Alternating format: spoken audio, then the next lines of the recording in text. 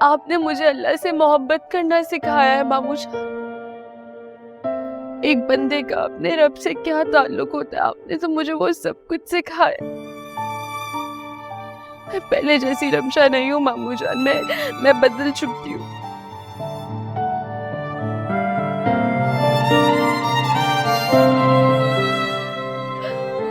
यकीन करें, क्या ये हाथ जोड़ती हूँ, मुझसे मुंह ना। मैं तुम्हें अपने भाई से नहीं मिलने दूंगी। अगर तुम्हारा उनसे कोई रिश्ता होता ना तो उस रिश्ते का तुमने लिहाज रखा होता, लेकिन नहीं। मेरे भाई को बीमार करने वाली तुम हो। तुम्हारी वजह से आज भाईजान यहाँ तक पहुंचे। अपने मुंह से उनका नाम मत लेना। मुझे एक दफा मामू जान से मिलने दीजिए, उनसे मिले बगैर मैं नहीं जाऊंगी यहाँ से। कि ढीठ होना पड़ता है, क्योंकि जब आप किसी से सच्चे दिल से मोहब्बत करते हैं ना, तो ढीठ होना इसलिए जरूरी है ताकि अगर कोई आपका दिल तोड़े तो आप मजबूती से वो सब कुछ सह सके, बर्दाश्त कर सके। आज मेरा बाप जिस हालत में है ना, वो तुम्हारी वजह से। अगर तुम्हें लगता है कि हमेशा की तरह ये बड़ी बड़ी बातें करके तुम मेरा दिल पिघला दोगी, तो ऐसा नहीं हो। धोखा मुझे यार से मिला।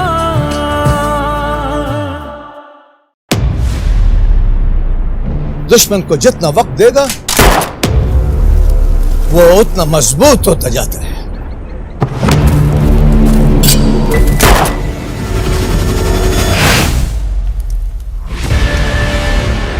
जिंदगी में दो ही तरह का जज्बा होता है, एक मोहब्बत का और दूसरा नफरत का।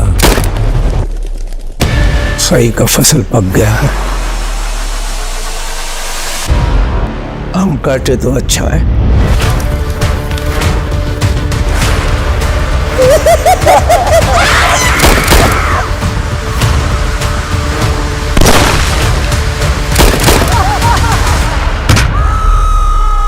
यार ये लो अंगूठा, जिधर जिधर जरूरत है लगवा लो।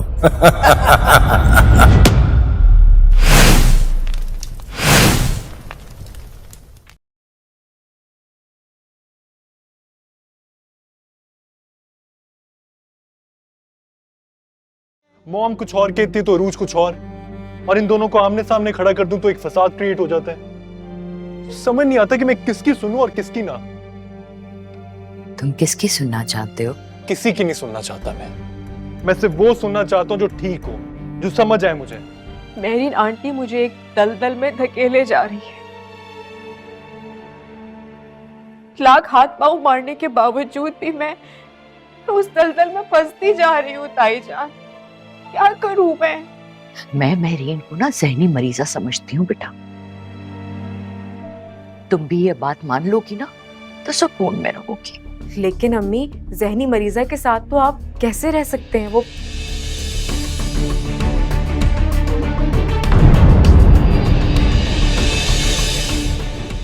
आंटी, वो तो मैं ज़हनी मरीज हूँ, पागल हूँ मैं। किससे कह रही थी कि मैं ज़हनी मरीज हूँ? वो मैं अम्मी से बात। जैसी बेटी वैसी माँ। ऐसी माएं तुम जैसी बेटियों का पैदा करती हैं। अब तो आपसे छुपाने वाली कोई बात ही नहीं है अम्मी, सब पता चल गया है आपको।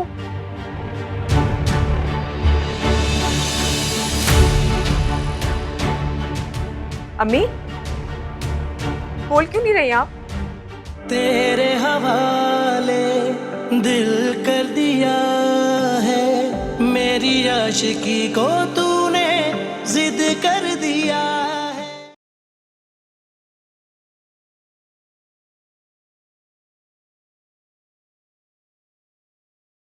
हमाद क्या सोच रहा होगा तुम्हारी फैमिली के बारे में? तुम्हें हमाद के सोचने की फिक्र और मेरा कोई ख्याल नहीं है, जिसे तुम बताए बगैर चले गई हो। एटलीस्ट तुम मुझे अपने साथ लेके जा सकती थी मन्नत। क्या मैं इस काबिल ही नहीं हूं कि तुम्हारे उस हमाद साहब के साथ बाहर जा सकूं? तो क्या करेंगी, फिर भी तो सब कुछ हाथ से निकलना ही है ना। ये बात भूल जाएं कि आप ममता की कसम देके खड़े खड़े मन्नत को तलाक दिलवा देंगे। और ये जमाना पुराना हो गया। पप्पो जी आप ना मन्नत को मजबूर करो कि वो खुद घर छोड़ के चली जाए, लेकिन ध्यान से, मुराद को इस बात की कानो कान खबर नहीं होनी चाहिए। क्या हो? अम्मी की आंखों में आंसू क्यों?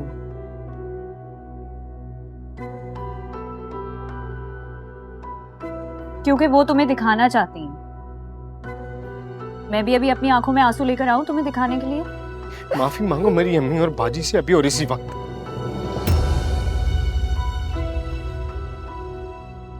मैं इनसे माफी नहीं मांगूंगी क्योंकि मैंने कोई गलत बात नहीं की है। मैंने इन्हें सिर्फ ये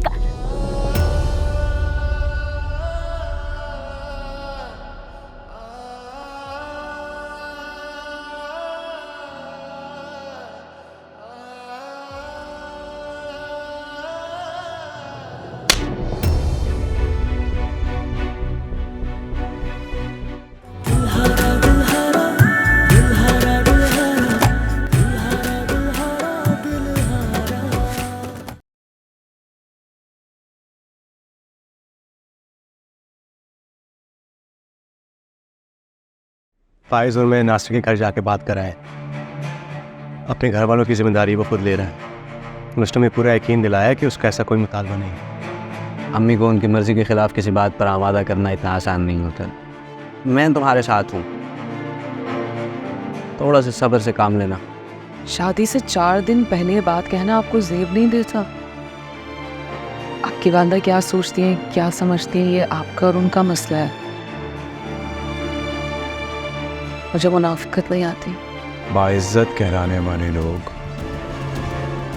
करीम कहलाने वाले लोग,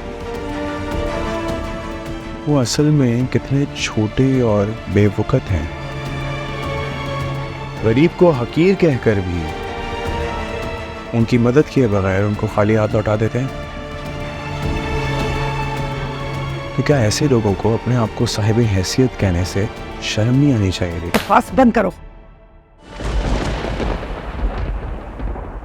था बेखबर मैं तो गुमनाम था, मैंने जाना है खुद को तेरे नाम से। सुन ले तेरी हर खुशी के लिए ये जहां वार दूं मैं तेरे नाम से। खुमार में